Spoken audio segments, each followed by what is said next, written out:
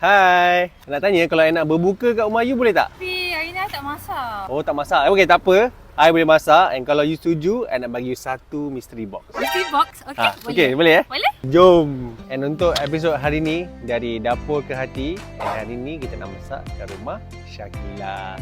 Assalamualaikum. Ni Waalaikumsalam. bawa Azwan nak masak untuk kita hari ni. Okay, so sebabkan kita kat rumah, kita nak masak 3 makanan. Yang pertama kita nak buat asam pedas, ikan kembung, sambal udang, sayur masak lemak. Kita akan masak asam pedas ikan kembung. Okay. Supaya pening-pening, kita pakai je ayam brand paste asam pedas, tanpa bahan pengawet, tanpa aditif. Semua bahan untuk asam pedas dah ada. So kita just perlukan tumis je kan.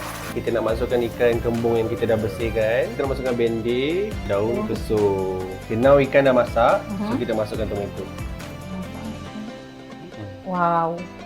Next, kita nak masak sambal tumis udang. Kita nak panaskan minyak dulu. Bawang merah dengan bawang putih. So untuk sambal tumis, kita akan pakai paste sambal tumis dari ayam brand. Sangat-sangat senang. Masukkan je, tumis, tak payah blend cili, dah siap.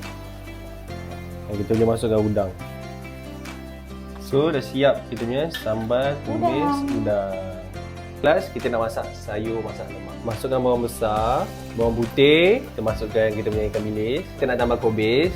Kita nak masukkan santan kelapa daripada ayam brand ni. Sesuai untuk semua resepi, tak ada bahan pengawet dan sangat senang nak digunakan.